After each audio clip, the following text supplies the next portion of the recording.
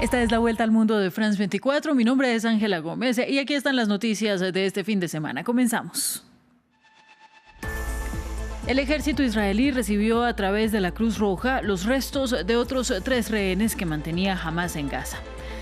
Esto el mismo día en que continuaron los ataques en la franja y al menos una persona murió, pese al cese el fuego. 3 hombres murieron en el Caribe por un nuevo ataque del ejército estadounidense contra una embarcación calificada como parte de una banda narcotraficante.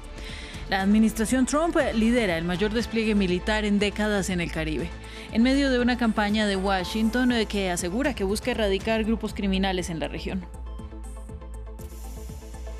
Y en México, la presidenta Claudia Sheinbaum condenó el asesinato de Carlos Manzo, alcalde de Uruapan, en el estado de Michoacán, quien fue baleado en el centro de la ciudad cuando participaba de las conmemoraciones por el Día de los Muertos. El gobernador del estado, Alfredo Ramírez, fue abucheado al asistir al funeral.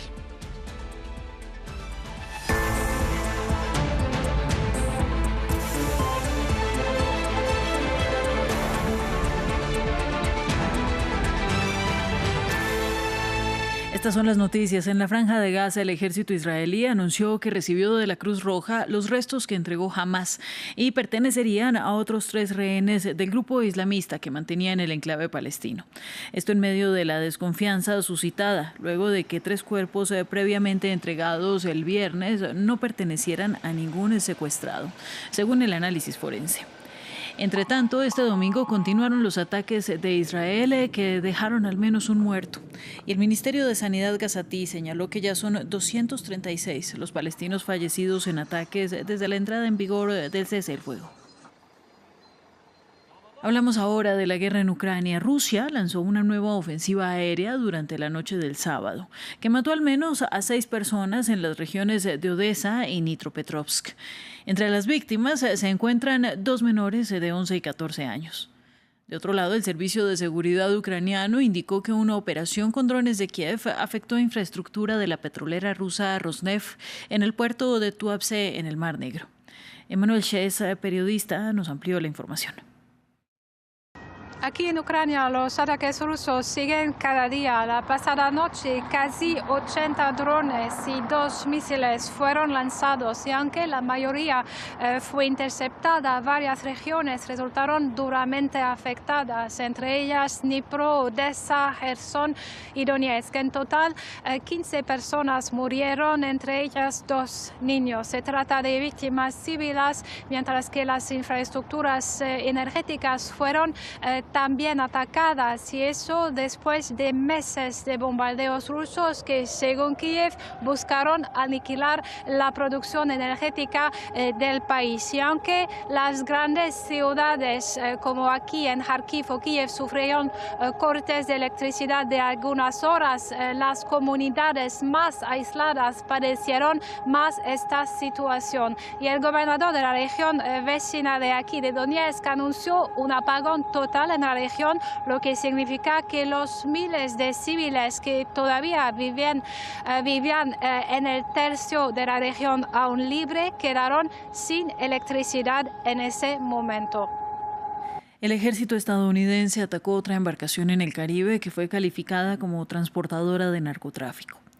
3 hombres a bordo murieron. La administración Trump continúa así el mayor despliegue militar en décadas en el Caribe, en medio de una campaña que Washington asegura busca erradicar a grupos criminales y carteles del narcotráfico en la región. Uno de ellos, según Trump, liderado por Nicolás Maduro. Nos lo cuenta Jesús Yajure.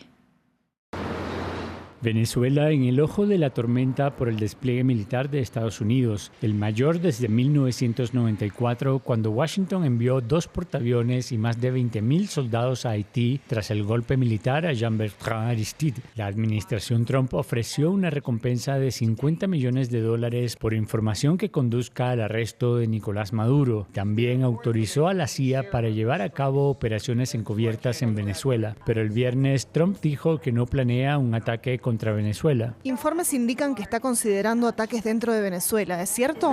No. ¿Ha tomado una decisión? No es cierto.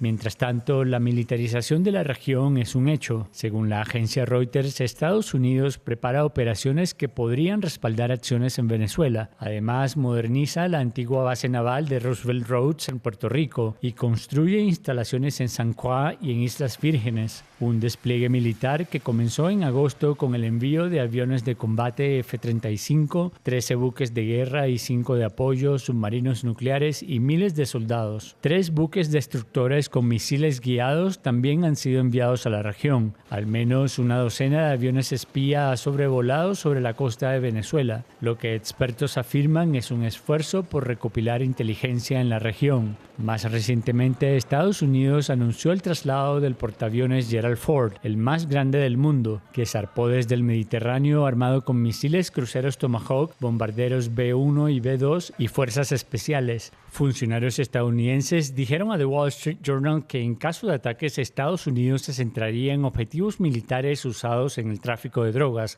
el supuesto nexo entre narcotraficantes y el gobierno de Nicolás Maduro. El sábado, Rusia denunció como excesivo el uso de la fuerza militar en el Caribe y reafirmó su respaldo a Venezuela, con quien ha firmado acuerdos de cooperación. El portavoz del Kremlin, Dmitry Peskov, admitió contactos con Caracas sobre una eventual ayuda a Nicolás Maduro.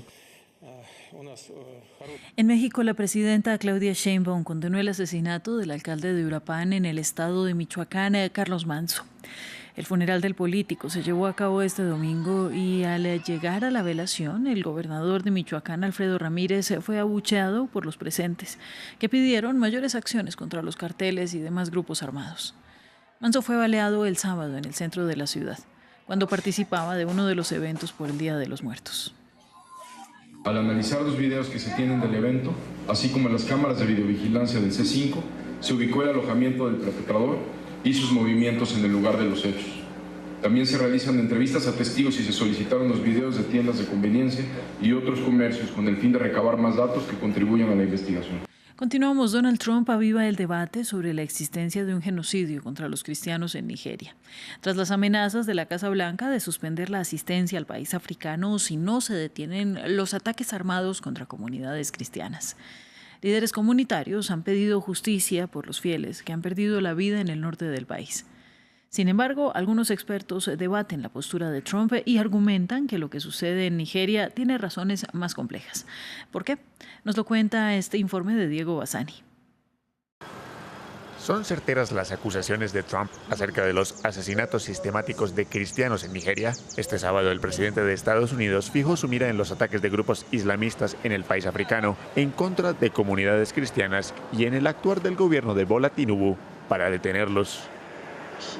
Si el gobierno nigeriano continúa permitiendo el asesinato de cristianos, Estados Unidos suspenderá de inmediato toda la ayuda y asistencia a Nigeria y podría entrar en ese país, ahora deshonrado, con armas en mano, para aniquilar por completo a los terroristas islámicos que cometen estas atrocidades. Desde Nigeria, varios líderes religiosos cristianos piden a las autoridades que aborden de forma frontal las matanzas que se han presentado principalmente en la zona del norte del país. Nadie puede negar que hasta el día de hoy seguimos sufriendo por la mayoría de las personas que han muerto, pero la cuestión es, ¿qué se hace con la gente que ha matado a nuestros seres queridos? Mientras tanto, algunos investigadores cuestionan la tesis de la Casa Blanca y argumentan que los ataques en el norte de Nigeria no están dirigidos específicamente contra la población cristiana. Esto no es un genocidio cristiano porque los hechos no lo respaldan. Si se observan las zonas de conflicto, como el estado de Borno en el norte, muchas de estas comunidades son de mayoría musulmana. Por lo tanto, la mayoría de las víctimas de grupos como Boko Haram son musulmanes. Por su parte, el presidente Bola Tinubu recordó que su administración ha trabajado en favor del respeto de la libertad religiosa e indicó que está dispuesta a cooperar con Estados Unidos para proteger a las comunidades de todas las religiones sin ceder su soberanía nacional. Recuerde que la ampliación de esta y otras noticias está también en france24.com. Y en minutos regresamos con una nueva actualización. Esto es France 24.